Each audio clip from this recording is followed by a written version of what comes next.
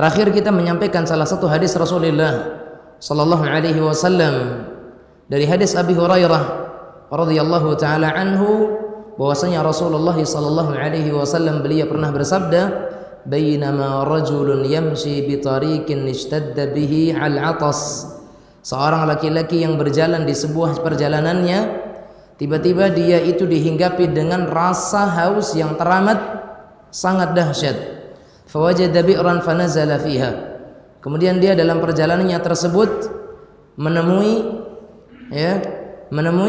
sebuah sumur, dan kemudian dia itu masuk ke dalamnya. Fashariba thumma kharaj. Kemudian dia minum dari sumur tersebut dan kemudian dia keluar. Fa idza kalbun yalhathu ya'kulu thara min al-'atas. Ketika dia keluar dari sumurnya, dia melihat adanya anjing yang sedang menjulurkan lidahnya sambil menjilat-jilat tanah dan pasir karena saking hausnya dia. Maka laki-laki ini berkata, laqad balagha hadzal kalba min al-'atasi mithlu ma balagha bi. Sungguh anjing ini telah merasakan kehausan yang teramat sangat sebagaimana apa yang pernah atau apa yang aku rasakan sebelumnya, kata laki-laki ini. Fanazala al-bi'ra famala'a khuffah. Kemudian laki-laki ini masuk ke dalam sumur lagi, turun ke dalamnya, famala'a khuffah. Kemudian dia melepaskan sepatu kulitnya dan dia isi dengan air, kemudian dia gigit sepatu tersebut dan thumma amsakaha bifih. Kemudian dia menggigit sepatu tersebut, kemudian apa? Fasaqal kalba. Kemudian dia naik ke atas, keluar dari sumur tersebut dan dia berikan minum kepada anjing tersebut. Fasyakarallahu lahu wa ghafara lah. Maka Allah bersyukur kepada hamba ini dan Allah Subhanahu wa taala mengampuni dosa-dosanya. Saksikanlah ma'asyiral muslimin muslimat sekalian. Hadis ini disampaikan oleh Rasulullah sallallahu alaihi wasallam kepada para sahabatnya, dan para sahabat mereka memahami hal ini. Namun di antara mereka ada yang bertanya kepada Rasulullah sallallahu alaihi wasallam, "Ya Rasulullah, wa inna lana fil bahaimi ajr." Wahai Rasulullah, apakah hanya dengan kami berbuat baik kepada seekor hewan itu kami bisa mendapatkan pahala, balasan dari Allah? Maka kata Nabi kita Muhammad sallallahu alaihi wasallam, "Fi kulli dhatin kabidin ratbatin ajrun." Fi kulli dhatin kabidin ratbin ajrun. Kata Rasul sallallahu alaihi wasallam, pada setiap makhluk yang masih hidup itu ada pahala yang akan Allah Subhanahu wa taala berikan kepadanya. Bapak Ibu sekalian rahimanillah wa iyyakum, lihat hadis ini. Perbuatan baik kepada makhluk, bukan hanya kepada manusia saja, hatta walaupun hal itu kepada hewan, itu akan diberikan oleh Allah Subhanahu wa taala balasannya. Allah Subhanahu wa taala sudah siapkan apa yang akan Allah Subhanahu wa taala berikan kepada orang ini, kepada hambanya yang mereka berbuat baik kepada sesama makhluknya. Maka lihat bagaimana Rasul kita Muhammad sallallahu alaihi wasallam menjelaskan, dan yang luar biasa adalah di ujung hadis ini Rasulullah SAW menyatakan apa? Fasyakarallahu lahu wa ghafara lah. Allah bersyukur kepada hamba ini dan Allah Subhanahu wa taala mengampuni dosa-dosanya. Allah bersyukur kepada hamba ini dan Allah Subhanahu wa taala mengampuni dosa-dosanya. Hanya karena apa? Memberikan minum kepada seekor anjing. Ya, seekor anjing. Sementara jemaah sekalian yang dirahmati oleh Allah, sama-sama kita ketahui anjing ini makhluk yang najis, makhluk yang haram, makhluk yang tidak bisa kita konsumsi. Bahkan kalaupun seseorang itu memiliki anjing yang dia gunakan untuk menjaga atau mungkin digunakan untuk apa? Berburu, maka dia harus berhati-hati daripada air liurnya. Ya kan? Karena apa? Dia adalah suatu hewan yang najis. Tapi ternyata jemaah sekalian yang dirahmati oleh Allah Azza wa Jalla, bukan kepada anjingnya yang dilihat, bukan kepada siapa yang ditolong dan kepada apa yang ditolong, tapi kepada bentuk pertolongannya yang diberikan oleh seseorang kepada sesama makhluknya. Ini yang dilihat oleh Allah. Subhanahu wa ta'ala. Hatta walaupun yang kita tolong mungkin hewan yang sangat kecil, ya, hewan yang sangat kecil yang tidak diperintahkan oleh Allah untuk dibunuh, kita selamatkan dia, maka pada hal itu ada ajar, ada pahala di mata Allah Subhanahu wa ta'ala yang Allah Subhanahu wa ta'ala ingin berikan kepada hambanya. Dan memang jemaah sekalian yang dirahmati oleh Allah Azza wa Jalla, Allah Subhanahu wa ta'ala itu tidak akan pernah menyia-nyiakan pahala kebaikan seseorang sekecil apapun. Fa innallaha la yudhi'u ajral muhsinin. Karena Allah tidak akan menyia-nyiakan pahala dari orang-orang yang berbuat baik apapun kebaikannya. Dan kepada siapapun dia berbuat baik, jangankan kepada manusia, hatta walaupun kepada seekor hewan. Bahkan hewannya pun hewan yang anjing. Tapi lihat, kata para ulama, hadis ini mengandung satu makna besar. Kenapa sampai Allah Subhanahu wa ta'ala memberikan kepada orang ini ampunan, dan kenapa sampai Allah Subhanahu wa ta'ala bersyukur kepada orang ini? Sebagian ulama menyatakan karena orang yang menolong anjing ini penuh dengan keikhlasan, ya. Orang yang menolong anjing ini penuh dengan keikhlasan. Di mana sisi ikhlasnya? Yang ditolong siapa? Anjing. Bisa nggak anjing bercerita kepada orang? Hah? Kalaupun orang sekarang nolong orang, mungkin kita ada harapan, ada peluang untuk bisa apa? Riya, ya nggak Pak? Kalau yang kita tolong tuh orang, peluang untuk kita riya ada nggak? Adalah. Kenapa? Karena yang kita tolong orang. Harapan kita mudah-mudahan dia bercerita kepada orang lain, atau dia akan membalas budi, atau mungkin dia akan memberikan upah, bantuan dan sebagainya. Tapi ini yang ditolong siapa? Hewan, anjing yang dia nggak bisa bercerita. Satu. Yang kedua, alasannya kenapa orang ini menolongnya dengan ikhlas, karena ketika itu tidak ada siapa-siapa kecuali dia, anjing, dan Allah serta malaikat yang Allah Subhanahu wa ta'ala utus untuk menjaganya. Ya atau enggak? Tapi yang zahir, yang tampak hanya antara dia dengan anjing itu saja. Enggak ada yang melihat. Kalaupun seandainya butuh pujian, pujian dari siapa? Pujian dari anjing. Makasih Bapak gitu.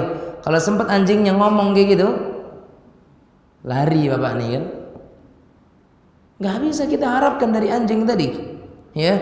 Kalaupun sekiranya mungkin karena di dalam pelajaran yang pernah kami dapatkan, salah satu hewan yang pandai berbalas budi adalah anjing. Misalkan, betul ya, wafaul kalb. Sampai ada cerita wafaul kalb. Ada cerita bagaimana anjing bisa membalas budi. Pandai untuk membalas budi seorang tuan yang memeliharanya, yang berbuat baik kepadanya. Tapi hampir semua hewan juga. Tapi di antara sekian banyaknya hewan, di antara hewan yang pandai berbalas budi adalah anjing. Baik. Tapi kata para ulama, anjing pun tidak akan pernah dengan semudah itu kemudian menolong seseorang dalam satu pertemuan, kecuali yang Allah Subhanahu wa ta'ala berikan kepadanya atau kepada orang ini taufik dan izin untuk mendapatkan bantuan melalui anjing tersebut. Nah, kaum muslimin sekalian yang dirahmati oleh Allah Subhanahu wa ta'ala, tadi saya sampaikan bahwasanya anjing itu di antara hewan yang setia. Ya, anjing itu di antara hewan yang setia. Ada sebuah kisah yang disebutkan dalam buku pelajaran yang dulu pernah kami pelajari sewaktu kami belajar. Ada seorang ayah tinggal dengan anak gadisnya yang masih kecil, anak perempuan yang masih kecil, umur setahun lah. Kemudian si bapak ini ada keperluan keluar, sementara anaknya masih tertidur dalam ranjangnya. Anaknya tertidur di dalam ranjangnya. Maka orang tua ini, bapak ini mengatakan kepada anjingnya, saya mau pergi keluar sebentar, kamu jaga anakku. Jangan biarkan ada sesuatu apapun yang melukainya, mencelakainya, mengganggunya, membahayakannya. Ya, dan jemaah sekalian rahimanillah wa iyyakum. Anjing ini Allah Subhanahu wa ta'ala berikan kepadanya izin untuk menepati apa yang diperintahkan oleh tuannya. karena tuannya ini memperlakukan si anjing dengan baik, ya, dan seterusnya. Kemudian jemaah sekalian rahmati Allah azza wa jalla, sepulangnya orang ini dari keperluannya, dia lihat si anjing ini apa? Mulattahun biddima. Dia lihat mulut si anjing ini berlumuran dengan darah. Dia lihat mulut si anjing berlumuran dengan darah. Tentu si tuannya ini merasa marah. Jangan-jangan nih si anjing sudah memakan anaknya tanpa cross check, tanpa lihat apa keadaan yang terjadi. Diambilnya sebatang kayu. Kemudian apa? Kemudian dia pukul. Kemudian dia pukul dan kemudian dia pukul dan pukul sampai akhirnya kan anjing itu mati ketika itu karena kemarahannya. Sampai dia mengatakan, saya perintahkan engkau untuk menjaga anakku, kenapa engkau makan? Kenapa engkau makan? Dia nggak lihat dulu ke dalam. Kemudian setelah dia lihat ke dalam, ternyata anaknya masih tertidur. Dan yang dimakan oleh anjing itu apa? Seekor ular yang ingin mencelakai anaknya. Ular itulah yang dimakan oleh si anjing tersebut. Penyesalan yang besar yang terjadi kepada si bapak ini. Jemaah sekalian yang dirahmati oleh Allah Subhanahu wa taala. Ini kisah menunjukkan bahwasanya di antara hewan itu ada yang bisa berbalas budi kepada orang, kepada manusia, ya. Di antara manusia, di antara hewan itu ada yang mereka bisa berbalas budi kepada manusia, ya. Dan di antaranya adalah anjing, ya. Di antaranya adalah anjing ini. Tapi di kisah tadi perlu kita ambil pelajaran juga bahwa yang harusnya kita lakukan ketika melihat sesuatu kejadian itu adalah tahu persis akan kejadian yang sebenarnya sebelum kita menghukumi sesuatu tersebut. Lihat, karena kalau salah dalam menghukumi, yang terjadi apa? Penyesalan. Anjing yang selama ini dia rawat, anjing yang selama ini berbuat baik, anjing yang selama ini menemaninya, udah nggak ada lagi karena kesalahannya sendiri, ya toh? Makanya berbuat baik kepada sesama makhluk, ya, itu akan mendatangkan pahala dari sisi Allah Subhanahu wa taala. Kalau sekiranya dari hadis yang tadi, kalau sekiranya memberikan minum kepada anjing saja pahalanya seperti itu, bagaimana dengan orang yang memberi minum kepada manusia? Bagaimana yang dikasih bukan cuma minum, minumannya ada, makanannya ada. Bagaimana kalau bukan cuma minuman dan makanan, pakaiannya pun ada? Maka tentu dengan hal yang seperti ini akan lebih besar lagi kemungkinannya bagi seorang hamba untuk dia mendapatkan pahala di sisi Allah Rabbuna tabaraka wa ta'ala. Oleh karena itu, jemaah sekalian yang dirahmati oleh Allah Rabbuna tabaraka wa ta'ala, Nabi kita Muhammad sallallahu alaihi wasallam dalam hadis ini menjelaskan kepada kita tentang bahwa orang-orang yang mereka itu berbuat baik kepada sesama makhluk, maka mereka akan diberikan oleh Allah Subhanahu wa taala pahala. Kemudian manfaat atau faedah dari hadis ini juga yang disebutkan oleh para ulama bahwa hadis ini merupakan dalil bolehnya safar sendirian. Bolehnya safar sendirian. Walaupun yang lebih utama adalah dengan membawa teman. Namun boleh safar sendirian selagi tidak dikhawatirkan adanya bahaya. Dan mungkin kita tahu medannya, kita tahu tempatnya, kita tahu perjalanannya, dan kita di situ akan aman-aman saja, maka boleh hukum asalnya. Tetapi yang terbaik dalam sebuah perjalanan kita itu mencari teman yang bisa menemani kita dalam perjalanan tersebut. Nah, kemudian di hadis yang ke-379 Imam Al-Bukhari rahimahullah, beliau membawakan hadis daripada Abdullah bin Umar radhiyallahu taala anhuma, anna Rasulullah sallallahu alaihi wasallam qala udhibat imra'atun fi hirratin habasatha hatta matat ju'an fadakhalat fiha an-nar yuqal wallahu a'lam la anti at'amtiha wala anti saqaitiha hina habastiha wala anti arsaltiha faakalat min khashasil ard. Diriwayatkan daripada Abdullah bin Umar dari Nabi kita Muhammad SAW, beliau bersabda, seorang wanita diazab hanya karena seekor kucing. Kenapa sebabnya? dia ini mengurung kucingnya dan meninggalkan dia itu membiarkannya dalam keadaan kelaparan. La hiya at'amatha wala saqatha. Dia tidak memberikannya makan dan juga tidak memberikannya kepada minuman. Bahkan dia juga tidak membebaskannya, sehingga kucing ini hanya memakan memakan binatang-binatang tanah yang tentunya itu tidak sesuai dengan kebutuhan kucing tersebut. Dan ternyata jemaah sekalian rahimanillah wa iyyakum, karena dosa ini wanita tersebut diazab oleh Allah Subhanahu wa ta'ala. Lihat hadis yang pertama tadi tentang seseorang yang menolong anjing, balasannya Allah bersyukur kepadanya dan Allah hapuskan dosa-dosanya. Hadis yang kedua perihal wanita dengan seekor kucing yang karena dia mengurungnya, tidak dia berikan makan, tidak dia perlakukan dengan baik, dan juga dia tidak melepaskannya, dengan itu berakhir dia masuk ke dalam neraka Allah Subhanahu wa ta'ala. Maka betul kata Rasul sallallahu alaihi wasallam, fi kulli dhatin kabidin radbin ajr. Di setiap yang memiliki jantung yang masih basah maka itu ada pahala. Pada setiap makhluk hidup yang masih bernyawa, yang masih berjalan di atas muka bumi ini, kalau kita tolong mereka maka ada pahala. Kecuali pada binatang-binatang yang memang diperintahkan untuk dibunuh. Ya kan? Untuk binatang-binatang yang memang diperintahkan untuk dibunuh, jelas Anda selamatkan dia, Anda bantu dia, Anda tolong dia, Anda rawat dia, misalkan, justru bukan pahala. Tapi dalam perkara atau dalam hal hewan-hewan yang selain daripada yang disebutkan Nabi sallallahu alaihi wasallam untuk dibunuh, maka berbuat baiklah kepadanya. Sampai dalam hal menyembelihnya, sampai dalam hal nanti kita membunuhnya, sampai dalam perkara kemudian ketika seseorang ingin merawatnya penuh dengan kasih sayang kepada sesama makhluk, sekalipun itu adalah hewan. Kalau sekiranya karena menyakiti hewan saja berimbas kepada neraka, bagaimana kalau yang disakiti oleh seseorang itu adalah manusia yang lainnya? Tentu akan lebih besar lagi kemungkinannya untuk mereka itu masuk ke dalam neraka Allah Subhanahu wa ta'ala.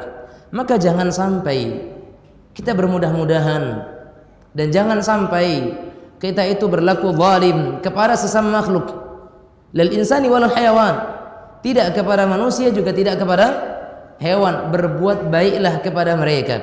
Ada satu hadis yang saya tambahkan di sini dari Rasul kita Muhammad sallallahu alaihi wasallam yang menunjukkan tentang perbuatan baik kepada sesama makhluk itu bisa menjaga seseorang itu dari su'ul khatimah.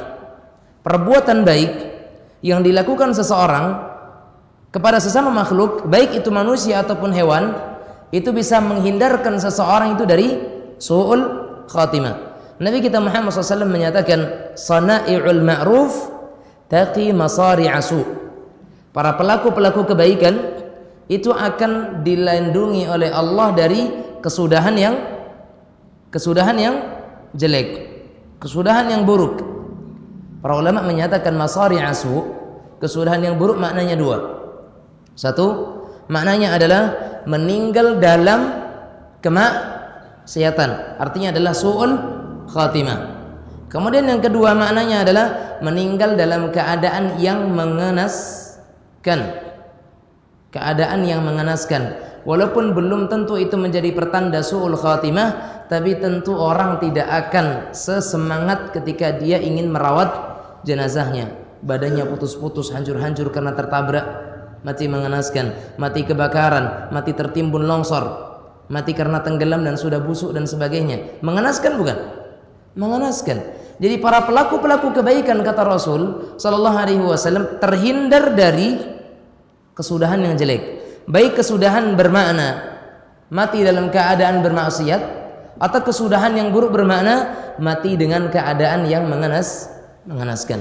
Ya, na'udzubillah. Makanya Nabi Muhammad SAW pernah berdoa kepada Allah, ya Allah, aku berlindung kepadamu dari mati mati satu, jatuh dari ketinggian, ya, mati karena terbakar, ya, mati karena digigit binatang buas, ya, dan beberapa hal-hal yang disebutkan oleh Nabi kita Muhammad SAW dari keadaan-keadaan yang jelek. atau keadaan kematian yang mengenaskan, ya, yang itu tidak disukai oleh seseorang tentunya. Kita ingin walaupun tidak mati dalam keadaan sedang melakukan ibadah, kita ingin mati dalam keadaan yang baik, di rumah, ditemani dengan keluarga, dibimbing oleh keluarga, bersama dengan orang-orang yang baik, di tempat yang bersih, dan seterusnya. Bukankah seperti itu yang kita inginkan? Ya. Nah, seseorang ketika meninggal dalam keadaan yang seperti itu, tentu kita sendiri merasa sedih dengannya. Ya. Makanya sana'i'ul ma'ruf, para pelaku-pelaku kebaikan itu akan dibebaskan, akan dihindarkan oleh Allah Subhanahu wa taala dari kesudahan-kesudahan yang buruk. Ini kata Rasul sallallahu alaihi wasallam. Nah, dari hadis yang kita bacakan tadi, seseorang wanita yang diadab oleh Allah hanya lantaran dia mengurung kucingnya. Dia tidak berikan makan, dia tidak berikan minum, dia juga tidak melepaskannya. Dia biarkan dia itu memakan rayap-rayap, ya, rayap dari kandangnya mungkin yang sudah lapuk, atau dia memakan serangga-serangga yang ada di tanah sampai kemudian dia itu mati. Ya, si kucing ini mati, maka si wanita ini juga mati dalam keadaan yang penuh dengan kerugian. Allah azab dia, Allah masukkan dia ke dalam neraka Allah Rabbuna tabaraka wa ta'ala. Maka tentunya jemaah sekalian yang dirahmati oleh Allah Azza wa Jalla, ada pesan penting dari hadis ini bagi siapapun yang memiliki hewan, siapapun yang memiliki piaraan hewan, apapun hewannya, maka hendaknya dia itu menafkahi hewan tersebut. Siapapun yang memiliki hewan, untuk dia itu menafkahi hewannya tersebut. Menafkahi dalam makna apa? Berikan kepadanya makanan, berikan kepadanya minuman, berikan asupan sesuai dengan kebutuhannya. Kalau tidak, lepaskan. Kalau tidak, lepaskan. Ya, berikan makanan, minuman kepada hewan yang kita pelihara tersebut. Itu yang pertama.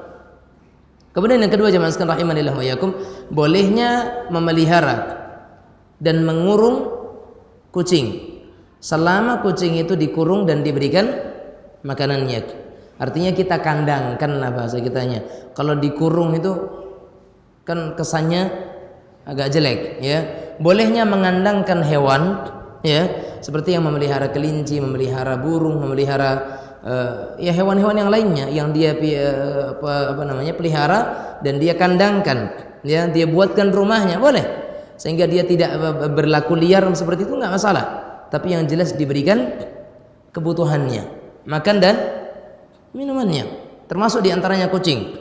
Dan seseorang boleh memelihara kucing selagi kucingnya tidak dari jual beli, karena menjual membeli kucing hukumnya haram, tidak dibolehkan. Menjual membeli kucing hukumnya haram, ya, tidak dibolehkan, ya. Terus gimana Ustaz, dari mana dapat kucing? Mana tahu ada yang ngasih, ya, atau nemu karung di tepi jalan orang buang kucing, banyak nggak? Ya, nemu plastik hitam tiba-tiba bergerak-gerak, ya kan, dibuka ternyata bayi, kucing, ya, kucing, ya. Maka hal yang seperti ini, kalau Anda punya belas kasih kemudian Anda pengen merawatnya, memeliharanya, boleh. Selagi kalau dia nanti bikin marah, ya jangan Anda pukul dan sebagainya, ya. Sama orang yang misalkan punya kucing peliharaan, kemudian dia itu nakal kucingnya, nggak mau diatur, sembarangan, terkadang di kasur juga dikencinginya, bahkan terkadang ada sambal yang di atas meja yang belum sempat ditutup, ditabur juga di situ tambahan menu dan sebagainya, ya. Maka Anda ketika merasa dilukai perasaan Anda dengan kucing, kemudian ingin menyingkirkan dari rumah, silakan disingkirkan, tapi antarkan ke tempat yang wajar, ya. Jangan dibuang di hutan, Pak, ya. Jangan dibuang di kebun yang tidak ada penghuni di sana. Dia mau makan apa? Nyari monyet? Kalahlah sama monyet. Nyari harimau? Bukan dia yang nyari harimau, dia yang dicari harimau. Maka antarkan ke tempat-tempat perkumpulan orang yang barangkali dia akan diberikan makanan oleh manusia.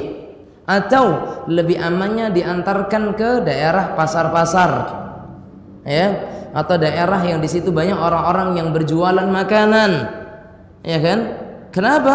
Karena di situ dia insya Allah akan hidup, ya. Apalagi seperti di pasar misalkan, Ya, oh dia mudah sekali hidup di sana, Pak. Ada yang jualan ini nanti tulangnya dibuang di situ. Mudah dia nyari makan.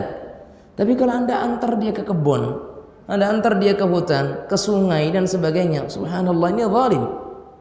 Ini adalah kezaliman. Makanya hati-hati Ustaz, kalau ke pasau pulang beka Ustaz.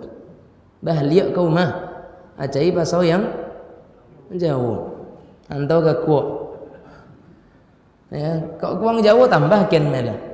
Jadi jemaah sekalian rahimanillah wa iyyakum, artinya kalau memang masih khawatir dia akan balik, cari tempat yang agak jauh. Intinya jemaah sekalian, jangan Anda biarkan mereka itu makan yang tidak seharusnya mereka makan. Saya katakan kalau Anda antar dia ke hutan, dia mau nyari makan apa? Tikus di hutan barangkali ada, tapi tidak semudah mencari tikus di pasar. Iya tak? Nyari tikus di pasar enak banget, bahkan terkadang besar-besar lagi daripada tikus yang ada di rumah, ya kan? Lebih mudah mereka nyari di sana. Tapi kalau kita antar kucing di kebun, di hutan, atau di persawahan dan sebagainya, ini kasihan. Kita zalim kepada mereka. Makanya kalau Anda sudah punya etikat baik untuk merawat, memelihara kucing misalkan, maka ya pelihara dia. Pelihara, rawat, berikan makanannya. Kalau sekiranya di rumah sudah mulai mengganggu dan sebagainya, kalau itu tuh mungkin adalah kucing yang punya nilai harga jual, misalkan yang punya nilai harga jual, Anda bukan jual. Kalau mau dibuang begitu saja sayang. Mungkin Anda telah lihat beberapa teman yang memang punya hobi merawat hewan dan sebagainya. Karena kalau itu dibuang mungkin bisa menjadi sesuatu yang tidak tidak diperhatikan dan sebagainya, maka Anda kasih, Anda hadiahkan. Makanya karena memberi hadiah boleh. Tapi kalau membeli atau menjual kucing maka hukumnya tidak diperbolehkan. Selain kucing misalkan seperti kelinci boleh, ayam boleh, burung boleh. Yang tidak boleh adalah kucing. Kenapa? Dia bukan sesuatu yang halal.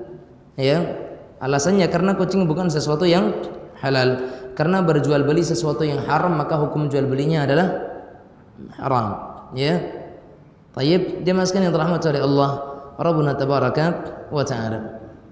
Kemudian haramnya membunuh kucing dan mengurungnya tanpa memberi makan dan minum. Di sini yang diharamkan dua. Satu, mengurung tanpa memberi makan. Yang kedua, membunuh. Jangan sampai Anda karena benci Anda kepada kucing yang ada di rumah, Anda bunuh. Anda ikat kemudian Anda lindi dengan mobil misalkan, zalim. Ya, makanya jangan kita bunuh. Karena bagaimanapun dia adalah makhluk hidup dan tidak pernah diperintahkan oleh Allah untuk membunuh kucing. Makanya tidak boleh. Kenapa enggak boleh dibunuh? Untuk apa dibunuh? Tapi ayam boleh dibunuh, Ustaz. Iya, ayam dibunuh boleh karena dia bisa dikonsumsi. Sementara kucing Anda bunuh buat apa? Mau dimasak juga dan sebagainya. Tapi enak loh katanya. Nah, janganlah jemaah sekalian. Maka mau enak apapun itu, bagaimanapun lezatnya masakan daging kucing tetap itu haram dan tidak dibolehkan karena memang itu bukanlah sesuatu hal yang dihalalkan oleh Allah Subhanahu wa taala. Dan mengurung seekor kucing kemudian tidak memberinya makan, tidak menyediakan untuknya minuman adalah merupakan kemaksiatan. Ingat ya, jadi yang namanya maksiat bukan semuanya berkaitan antara seorang hamba dengan Allah saja atau berkaitan dengan antara seorang hamba dengan hamba yang lainnya. Tidak. Tapi di antara bentuk kemaksiatan adalah ketika itu dilakukan kepada kepada sesama makhluk. Ya, dilakukan kepada sesama makhluk. Sekalipun dia adalah hewan, tetap itu bagian daripada kemaksiatan. Karena Allah katakan atau kata Nabi kita Muhammad SAW, irhamu man fil ardi yarhamkum man fis sama. Ya, kasihi dan cintai yang di bumi, maka yang di langit akan mengasihi kita. Artinya yang di bumi semuanya, makhluk-makhluk, ada binatang di sana, ada manusia di sana. Berbuat baik kita kepada mereka. Bismillah.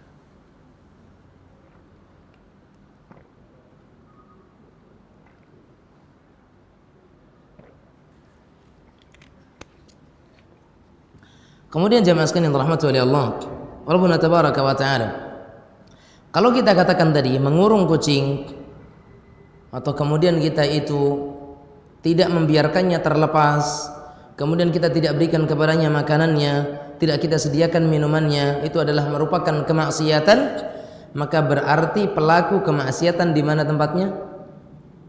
Pelaku kemaksiatan di mana tempatnya? Di dalam neraka Allah Subhanahu wa taala. Walaupun hanya dengan seekor kucing, sebagaimana seekor anjing bisa membawa kepada ampunan Allah, maka karena seekor kucing juga bisa membawa seseorang itu masuk ke dalam neraka Allah Subhanahu wa taala. Lihat lagi dalam hadis yang ke-380, Nabi kita Muhammad SAW, atau sebagaimana disebutkan oleh Abdullah bin Amr bin Al-As radhiyallahu taala anhuma, ani Nabi sallallahu alaihi wasallam qala, irhamu turhamu waghfiru yaghfirullahu lakum, wailul li aqma'il qaul, wailul lil musirrin alladziina yusirruna ala ma fa'alu wa hum ya'lamun. Kata Nabi kita Muhammad sallallahu alaihi wasallam, sayangilah agar kalian itu disayang, maafkanlah agar kesalahan kalian dimaafkan oleh Allah, celakalah bagi corong-corong perkataan. Tahu maksudnya corong-corong perkataan? Nanti kita jelaskan. Dan celakalah bagi mereka yang terus-menerus berbuat keburukan, yang selalu melakukannya padahal mereka mengetahui bahwasanya itu adalah sebuah keburukan. Jemaah sekalian yang dirahmati oleh Allah Azza wa Jalla, lihat di sini ada perkataan yang sangat luar biasa. Kata Rasul, irhamu turhamu, kasihi kalian akan dikasihi, sayangi maka kalian akan disayangi. Kama tadinu tudan, sebagaimana apa yang kita perbuat maka begitu pula kita akan diperlakukan oleh manusia. Bagaimana kita perlakukan orang, demikian pula mereka akan memperlakukan kita. Jelas seperti itu. Irhamu turhamu. Kalau kita bisa mengasihi, maka yang di atas bisa mengasihi kita. Kalau kita bisa menyayangi, maka yang di atas Allah Subhanahu wa ta'ala dan malaikat-malaikatnya yang ada di langit sana, mereka semuanya mengasihi kita yang di bumi ini. Tayyib jemaah sekalian, rahimanillah wa iyyakum. Irhamu turhamu, kasihilah, niscaya kalian akan dikasihi. Kemudian waghfiru yaghfirullahu lakum, waghfiru yaghfirullahu lakum, dan maafkanlah, niscaya Allah akan maafkan kesalahan-kesalahan kalian. Dan maafkanlah, ya, dan maafkanlah. Dengan kalian memaafkan orang, maka akan dimaafkan oleh Allah kesalahan-kesalahan kalian. Allah Subhanahu wa ta'ala memaafkan hambanya sebagaimana hambanya memaafkan kesalahan saudaranya.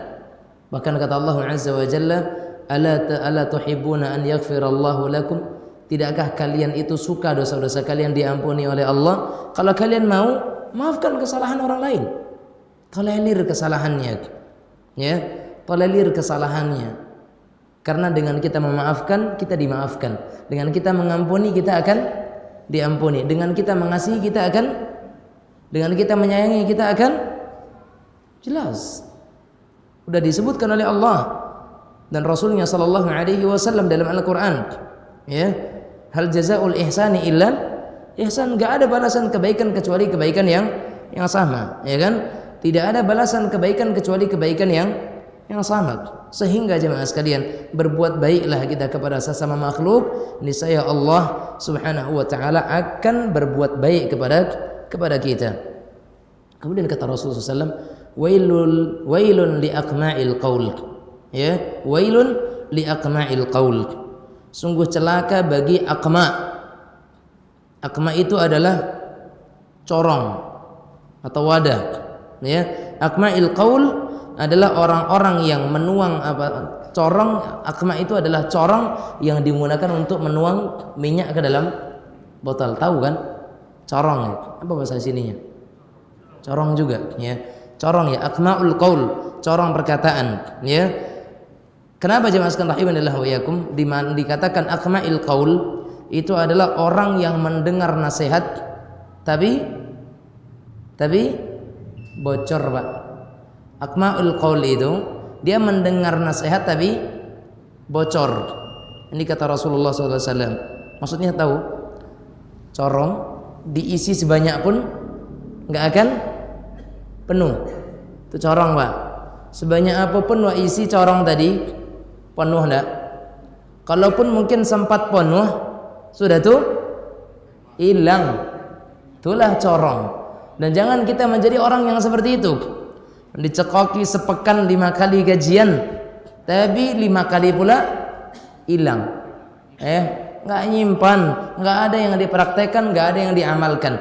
Itu corong, akma'ul qaul. Tayyib. Semoga Allah Subhanahu wa taala memberikan taufik kepada kita bersama. Kita adzan terlebih dahulu. Sallallahu wasallam ala nabiyina Muhammad wa ala alihi wa sahbihi wasallam.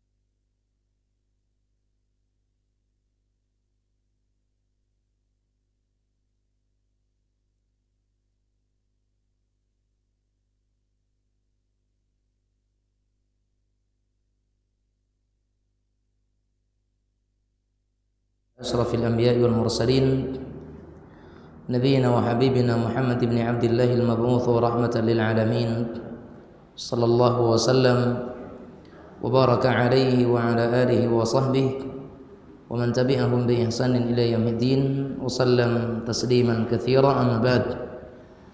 Ikhwan dan akhwat sekalian dirahmati oleh Allah Subhanahu wa taala. Kita sampai tadi kepada sabda Rasulullah sallallahu alaihi wasallam, "Wailun li aqma'il qaul." Celaka bagi corong-corong perkataan. Artinya adalah corong dia hanya bisa menampung sesaat dan tidak bisa menyimpan. Begitulah keadaan hati-hati manusia, keadaan jiwa-jiwa manusia, keadaan hal atau seseorang yang mana mereka hanya sekedar bisa mendengarkan namun tidak bisa mencerna, sekedar hanya bisa memasukkan ke dalam telinganya namun seketika itu juga hilang, ya, dan tidak ada yang singgah di dalam lubuk hatinya. Oleh karena itu jemaah sekalian rahimanillah wa iyyakum, orang-orang yang seperti ini dikatakan oleh Nabi kita Muhammad sallallahu alaihi wasallam sebagai orang yang celaka. Kenapa dia celaka? Enggak ada manfaatnya. Ya, enggak ada manfaatnya. Sama kalau kita habis makan muntah. Apa kata kita? Tak tiada guna makan. Ya. Tak ada guna makan. Sudah makan muntah. Diisi kalau corong seperti itu. Nah, kita jangan menjadi seperti ini. Setidaknya apa yang kita pelajari, apa yang kita dapatkan dari ilmu, ya, hendaknya kita betul-betul letakkan dalam diri kita aplikasikan dalam keseharian kita, dan kita terapkan dalam kehidupan kita, sehingga kita tidak termasuk dalam perkataan Rasulullah sallallahu alaihi wasallam di sini, aqma'ul qaul, Sehingga kita tidak termasuk di antara orang-orang yang dikatakan oleh Rasul sallallahu alaihi wasallam sebagai corong bagi nasihat-nasihat. Enggak sempat nampung. Ya, masuk telinga kanan balik mental. Enggak. Masuk ke telinga kanan kalau telinga kiri. Jadi enggak ada yang singgah ke sini. Langsung aja jalan tol. Terowongan. Ya, masuk sini langsung keluar, masuk sini langsung keluar. Pas di keluar ditanya apa kajian tadi Ustaz?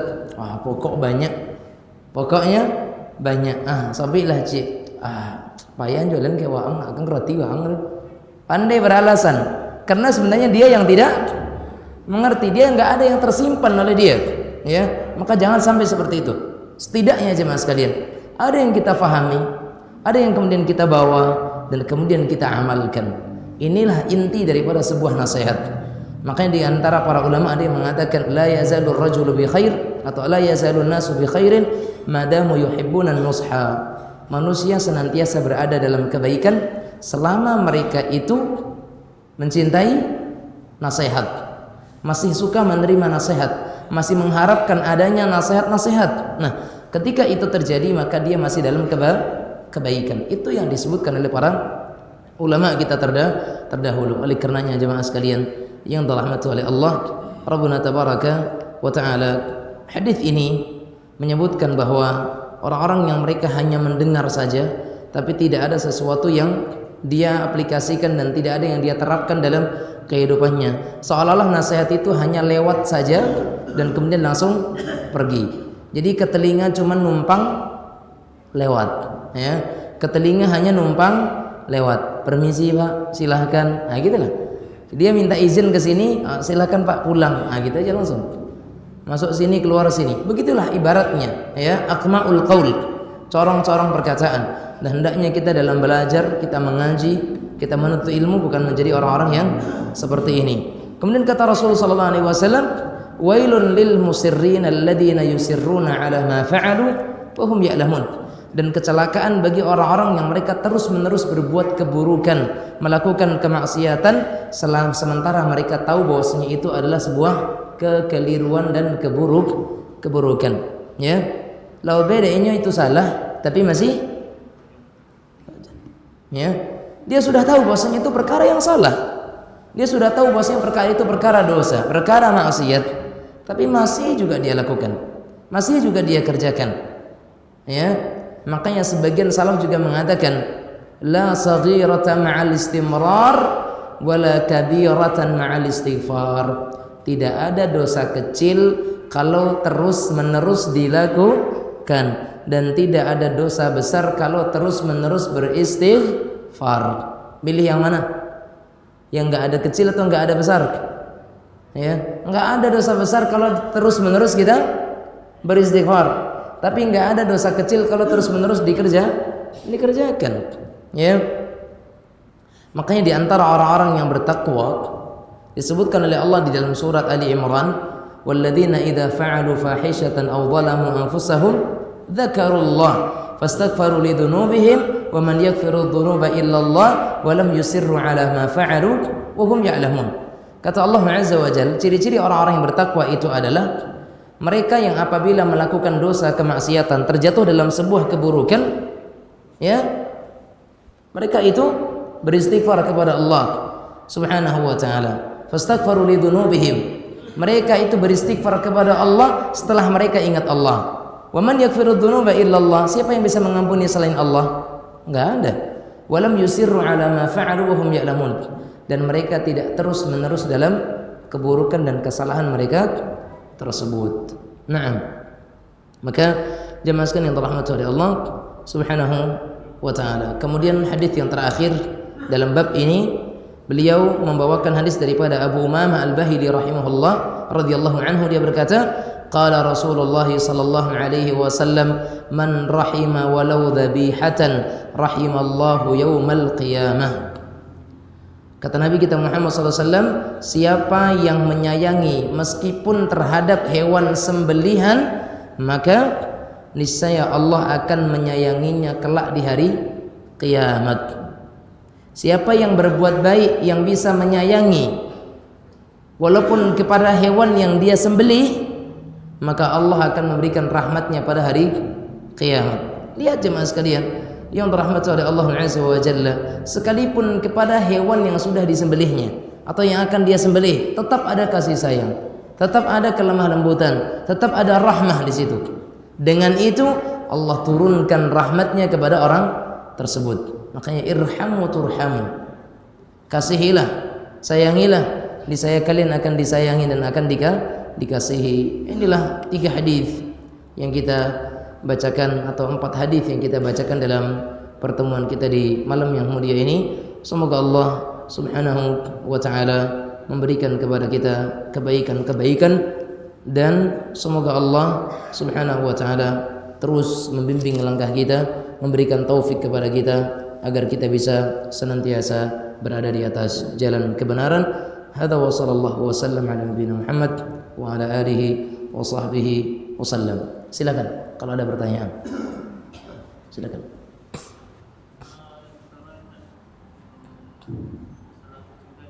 Masalah?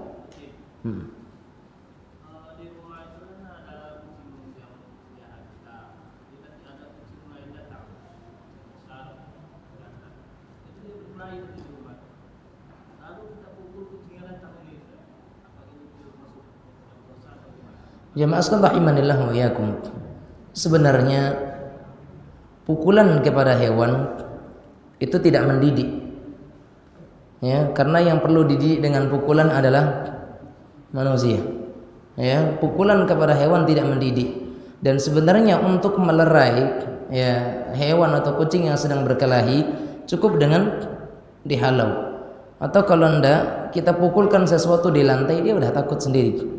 Ya, bukan kucingnya yang kita pukul. Ya, ada terompa yang sedikit kalau dipukulkan ke lantai bunyinya keras, udah itu aja, dia nanti kabur insyaallah. Karena intinya kan kita akan memisahkan, ya kan, intinya seperti itu. Maka sebenarnya yang lebih baik adalah tanpa kita memukulnya, karena itu dunia mereka, itu dunia mereka, dalam pemahaman mereka, ya, di kalangan mereka itu biasa-biasa saja, rebutan kemudian berkelahi. Bahkan terkadang nggak ada yang diperebutkan pun berkelahi, ya karena kita nggak tahu ada masalah apa mereka, entah berebut betina dan sebagainya, kita tak tahu, ya kan. Tapi terkadang kita tak tahu masalahnya apa, mereka berkelahi, ya. Maka tidak seharusnya kemudian kita pukul mereka. Yang lebih anarkis lagi, diambilnya batu, dilantiongnya. Ya, ini merupakan bagian daripada hal yang tidak dibolehkan. Maka cukup, ya, dihalau saja, diusir, ya, diusir saja. Wallahu a'lam bishawab. Mungkin nanti pertanyaan berikutnya ada yang semirip ya. Bagaimana kalau kita memberikan makanan kepada kucing kita, kemudian kucing orang lain masuk merebut makanannya, misalkan kucing kita tersebut, maka hakikatnya Anda boleh usir kucing itu. Anda boleh biarkan usir dia. Karena apa? Bukan hak kita untuk memberikan makan dia. Karena yang kita punya kewajiban adalah yang dalam piaraan kita. Tapi kalau Anda bisa berbagi kepadanya, maka itu adalah lebih baik, ya. Wallahu a'lam. Maka dihindari mukul seperti itu. Wallahu a'lam. Wah. Yang tua dulu, Pak, ya.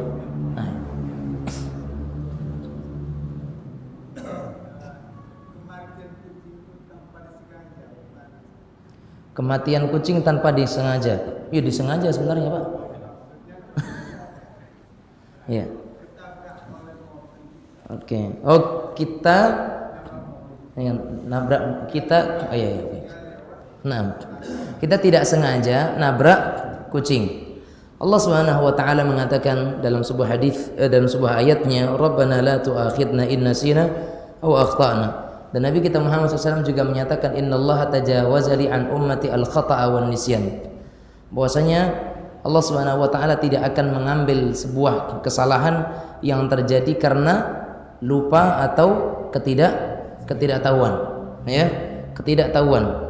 Dan juga Nabi kita Muhammad SAW menyatakan bahwasanya Allah Subhanahu wa taala itu telah melepaskan dosa atau kesalahan seseorang yang dilakukan karena lupa dan karena ketidaksengajaan atau ketidaktahuan. Sementara kucing terkadang dia yang enggak tahu aturan nyebrang. Kucing yang tidak pernah belajar tentang tata cara nyebrang, lalu lintas pun tak tahu, Harusnya dia cari zebra cross untuk nyebrang dulu, tapi dia nggak tahu karena tidak pernah diajak ke bangku sekolah. Sehingga dalam hal ini jemaah sekalian rahimanillah wa iyyakum, kalau kita memang sudah berjalan di jalan kita, kemudian tiba-tiba kucing dia tuh nyelonong dari tepi, kemudian dia langsung nyebrang tanpa melihat kanan kiri dulu, ya, maka itu kesalahan siapa? Ya kucingnya, bukan kita, ya. Dan kebanyakan seperti itu, tiba-tiba nyelonong aja dia. Mungkin karena ada yang ngejar, dia langsung nyebrang, nggak taunya ternyata ada kendaraan, mati di tempat. Maka itu adalah kesalahan, bukan kesalahan kita, karena kita sudah di jalan kita sendiri. Yang salah itu adalah kucing kita ikat, kemudian sengaja kita tabrak. Nah, ini yang salah benar. Tapi kalau kejadian seperti itu saya rasa nggak ada orang yang seperti itu, keterlaluan banget lah. Kalau sempat ada masalah kucing, apa sih, rebut ayamnya gitu, diambil sambalnya untuk makan siang di atas meja, keterlaluan banget, ya kan? Tapi kalau tidak sengaja seperti tadi, maka itu adalah hal yang dimaafkan insyaallah dan sama sekali bukan kesalahan kita. Terus apa yang harus kita lakukan ketika itu? Nah, ini yang mungkin sedikit perlu kita perhatikan. Kalau memang kita diantara atau kita yang tahu bahwasanya ada hewan yang tertabrak, kemudian dia mati di situ, maka yang terbaik adalah kita ambil. Jangan kita biarkan dia tergeletak di jalanan. Karena pertama, itu bisa mengotori jalan. Yang kedua, bisa mengganggu pengguna jalan. Kalau sekiranya itu adalah hewan-hewan yang misalkan najis, maka itu bisa membuat kotor, ya, bisa jadi ada kain yang terkena, ya, bagi para pengguna jalan, pejalan kaki misalkan ada yang terkena dan sebagainya. Malah memang kita tahu dia mati di situ, kita ambil dulu. Setelah itu nanti kita perlakukan dia, ya, kita kuburkan, ya, kita kuburkan. Jangan pula kita buang di sungai, karena itu bisa mengganggu dan mencemari sungai itu sendiri. Maka itu tidak dianjurkan, ya. Kita bawa ke suatu tempat, kita kuburkan dia sehingga tidak mengganggu para pengguna jalan. Yang kita temukan orang nabrak kucing, orang nabrak anjing, orang nabrak biawak, monyet, kayak apa tadi tertabrak gitu aja tuh, fuso lewat gini, semua mobil nanti lewat, di lindasnya juga, ya kan? Jadi ini adalah merupakan sebuah kesalahan yang terjadi. Kalau untuk kecelakaannya itu atau proses terjadinya, maka kita yang menggunakan jalan selagi kita di jalan yang benar tadi, maka tidak termasuk bagian dari kesalahan. Wallahu a'lam.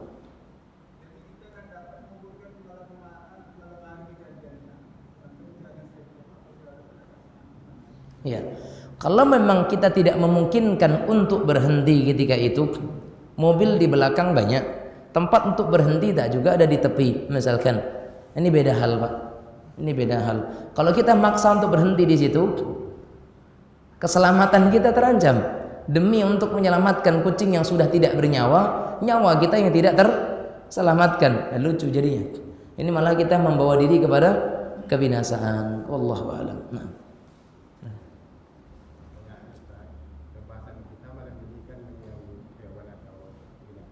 Baik. Ini kontranya pada itu, Ustaz. Apakah ada beberapa hal jenis binatang atau hewan yang harus kita bunuh? Baik.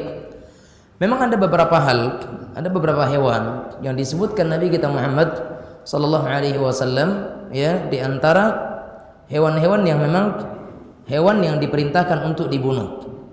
Di antaranya jemaah sekalian yang dirahmati oleh Allah, Rabbuna tabaraka wa taala, Nabi kita Muhammad sallallahu alaihi wa ala alihi wasallam menyebutkan di sana ada kalajengking, ya, kalajengking ini diperintahkan untuk dibunuh. Nampak apa, kekalo, bahasa awaknya kalo, ya, kekalo, ya. Kita lihat sesuatu yang itu memang diperintahkan oleh Allah Subhanahu wa taala untuk membunuh, maka dibunuh, ya, karena itu berbahaya. Biasanya yang diperintahkan oleh Nabi sallallahu alaihi wasallam untuk dibunuh, maka itu adalah dibunuh. Dalam sebuah hadis dikatakan apa? Kullu mu'dhin minal hayawanati wal hasarat annahu yuqtal au yutakhallas an. Setiap binatang yang dia itu menyakiti atau mengganggu, maka hukumnya boleh dibunuh atau selesaikan semuanya, ya, atau diselesaikan. Memang ada beberapa yang disebutkan, tikus, kalajengking, apalagi burung gagak, kemudian hayyah, ular, ya, itu diantara perkara-perkara yang disebutkan Nabi kita Muhammad SAW. Nah, ada hewan-hewan lain yang dia boleh dibiarkan, tapi boleh juga dibunuh, seperti tobuan. Oh, tobuan Pak. Sawah. Bahasa Indonesianya apa? Tawon. Tawon. Ya. Baik jemaah sekalian, itu hewan kalau sekiranya mengganggu, ya, kalau sekiranya mengganggu dan akan mengancam keselamatan seseorang, maka boleh dimusnahkan. Ya, boleh dimusnahkan dengan cara apapun itu. Bahkan para ulama mengatakan boleh cara memusnahkannya dengan api, boleh. Ya, adapun hadis yang menyatakan tidak boleh seseorang menyiksa dengan api karena yang berhak menggunakan api adalah Allah Subhanahu wa taala. Konteks hadis ini berbicara tentang menyiksa, bukan membasmi atau membunuh atau menghabisi. Kalau statusnya menyiksa, maka hukumnya tidak boleh.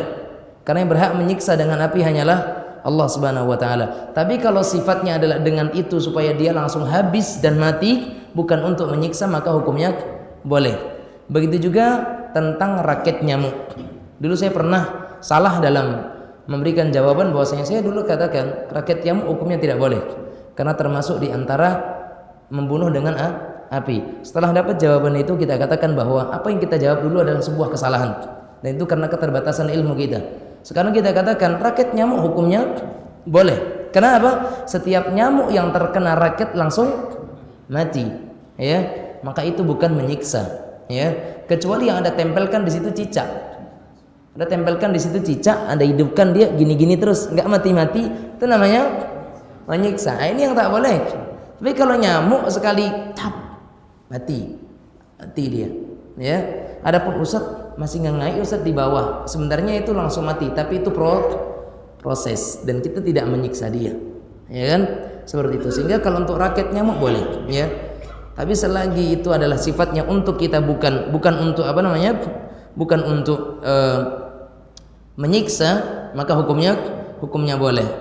Makanya dikatakan khamsun fawasik, ada 5 hewan yang memang diperintahkan oleh Rasulullah sallallahu alaihi wasallam. Di sana ada ular, kemudian ada gagak, kemudian ada tikus, kemudian ada kalajengking, ya, kemudian ada anjing hitam, bahkan juga dikatakan ada burung buas, itu juga boleh dibunuh, ya.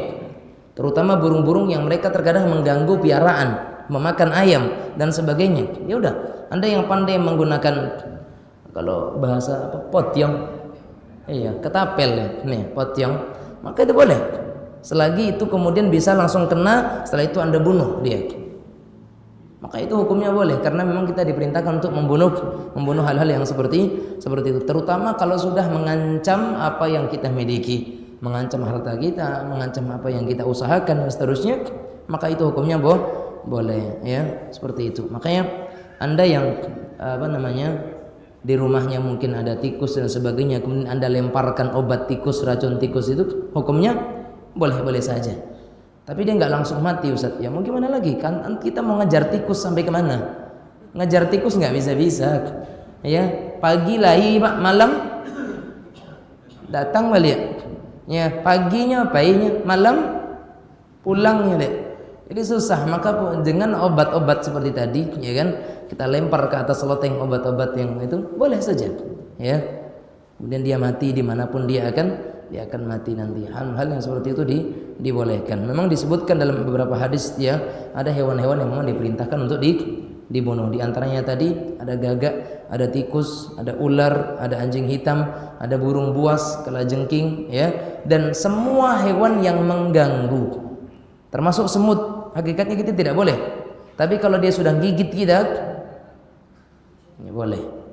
Tapi cukup yang gigit aja, ya, seperti itu. Yang nggak gigit Anda basmi juga, ini salah, ya. Wallahu taala alam bisawab. Nah, silakan.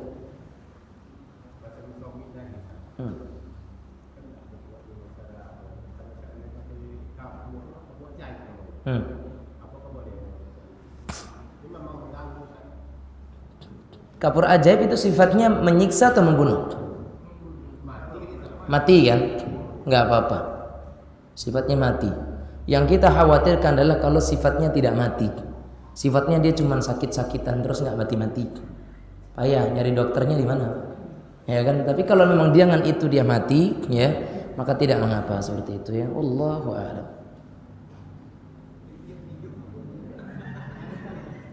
Silakan.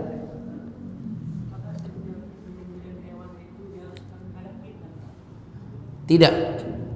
Tidak setiap menyembelih hewan diharapkan kepada kiblat. Kalau kita nyembelih burung nggak perlu, nyembelih ayam tidak perlu, ya. Kelinci tidak perlu. Yang disyaratkan menghadap kiblat itu adalah ketika kurban saja. Makanya di antara adab-adab kurban. Mungkin yang bisa sama dengan kurban akikah, tapi akikah pun juga tidak ada syarat untuk menghadap kiblat. Yang kasihan kalau yang jualan ayam di pasar, kemudian losnya pun nggak menghadap kiblat. Mau nyembelih, ini mejanya di sini, nyembelih harus ke sana dulu. Ya susah lah. Ya bang. Iya, sementara balik ke kiblat, ngadap ke kiblat, ngadap ke kiblat. Susah, ya. Makanya agama ini mudah insyaallah. Yang diperintahkan untuk menghadap kiblat, yang ada syariatnya adalah terkait dengan masalah kurban. Wallahu a'lam bishawab. Nah. Fadhal. Silakan.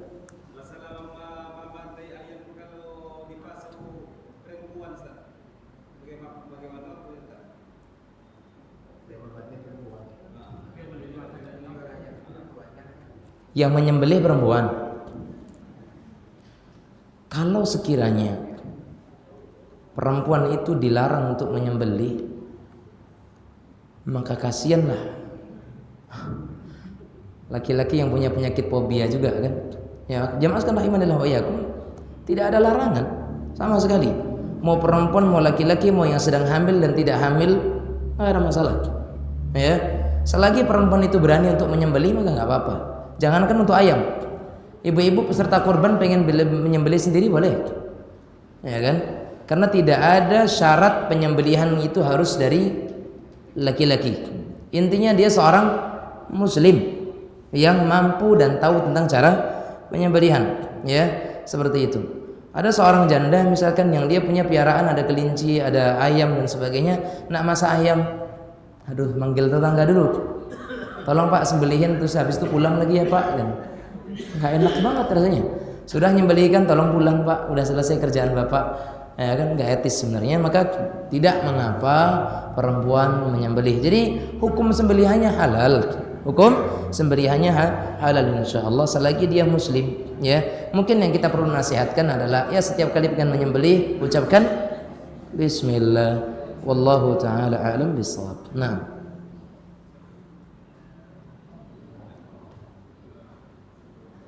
Cukup ya. Nah, kita akhiri dengan mengucapkan alhamdulillahirabbil alamin wa sallallahu wasallam ala nabiyina Muhammad wa ala alihi wa sahbihi wasallam wa billahi taufik. Subhanakallahumma bihamdik asyhadu an la ilaha illa anta astaghfiruka wa atubu ilaik. Wassalamu alaikum warahmatullahi wabarakatuh.